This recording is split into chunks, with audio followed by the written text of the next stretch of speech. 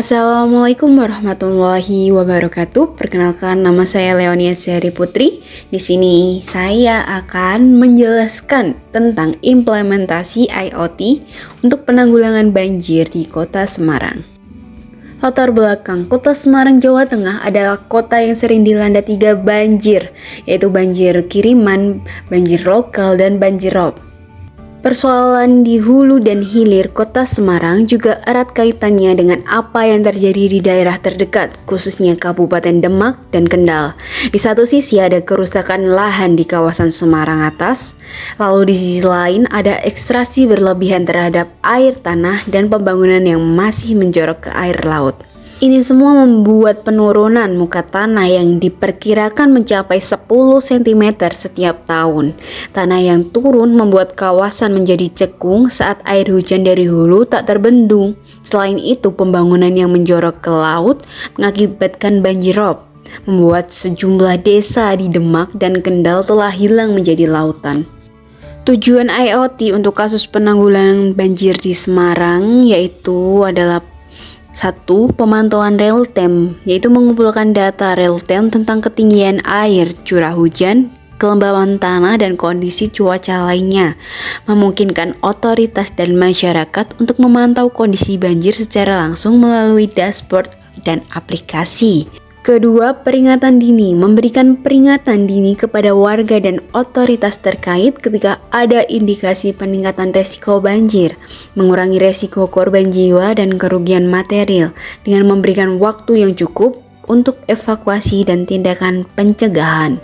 Yang ketiga, ada pengambilan keputusan cepat dan tepat, menyediakan data yang akurat dan terkini untuk membantu otoritas dalam mengambil keputusan yang cepat dan tepat dalam penanggulangan banjir, mendukung otoritas dan koordinasi antar instansi terkait dalam respon terhadap banjir. Yang keempat, ada efisien sumber daya, yaitu mengoptimalkan penggunaan sumber daya untuk penanggulangan banjir seperti distribusi bantuan dan penggerakan tim evakuasi, mengurangi pemborosan dengan memfokuskan upaya pada area yang benar-benar membutuhkan.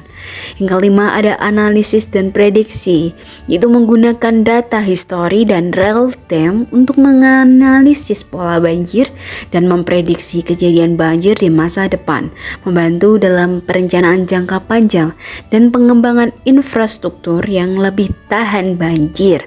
Yang keenam, ada peningkatan respon dan koordinasi, memungkinkan komunikasi yang lebih baik antar berbagai pihak yang terlibat dalam penanggulangan banjir, seperti pemerintah, tim penyelamat, dan masyarakat, meningkatkan respon dan koordinasi melalui sistem yang terhubung dan terintegrasi.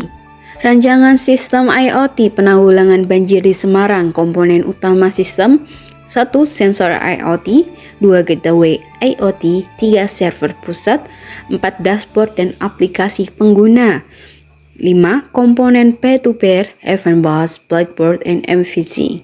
Deskripsi sistem IoT penanggulangan banjir di Semarang. 1. Sensor IoT, terdapat penempatan dan fungsi dan ada komunikasi.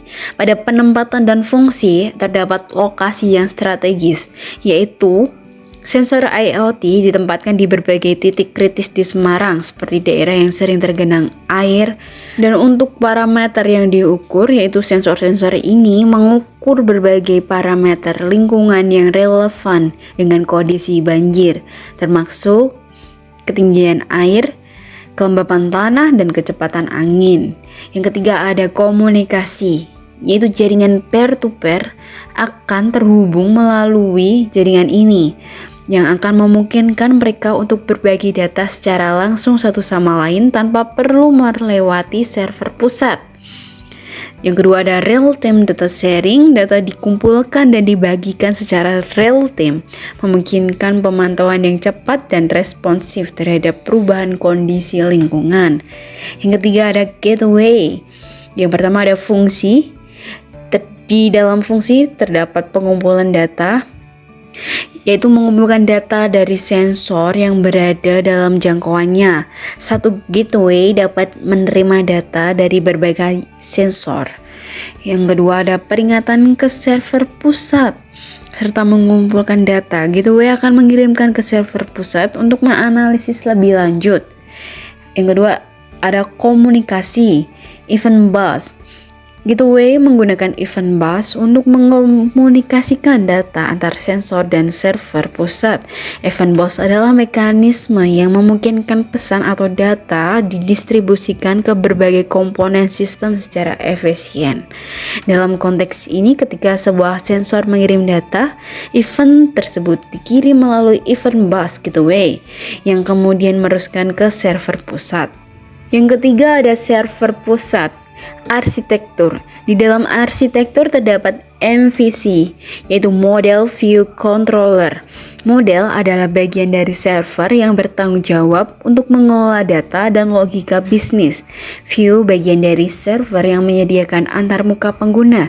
Ini termasuk dalam dashboard yang menampilkan data real time, peta banjir, dan notifikasi peringatan.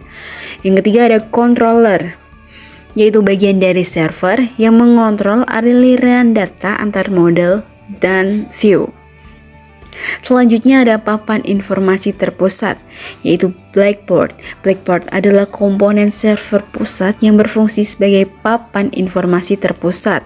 Semua data yang diproses oleh model dan hasil analisis dipublikasikan di Blackboard. Selanjutnya ada dashboard dan aplikasi pengguna, yaitu di dalamnya terdapat fungsi menampilkan data real time dari sensor dan hasil analis, serta memprediksi banjir kepada pengguna, memberikan notifikasi peringatan dini kepada warga dan otoritas terkait.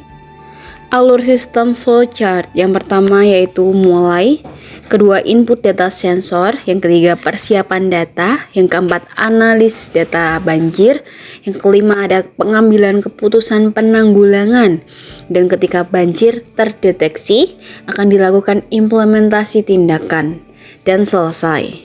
Kesimpulan, implementasi teknologi IoT untuk penanggulangan banjir di Semarang dapat memberikan solusi yang efektif dan efisien dalam mengurangi dampak dari bencana banjir. Dengan sistem pemantauan real-time, prediksi banjir dan peringatan dini, Semarang dapat lebih siap menghadapi musim hujan dan mengurangi resiko bagi penduduknya. Kerjasama antar pemerintah, sektor swasta, dan komunitas lokal sangat penting untuk keberhasilan sistem ini. Sekian presentasi yang dapat saya sampaikan. Kurang dan lebihnya saya mohon maaf. Wabillahi taufiq wal hidayah. Wassalamualaikum warahmatullahi wabarakatuh.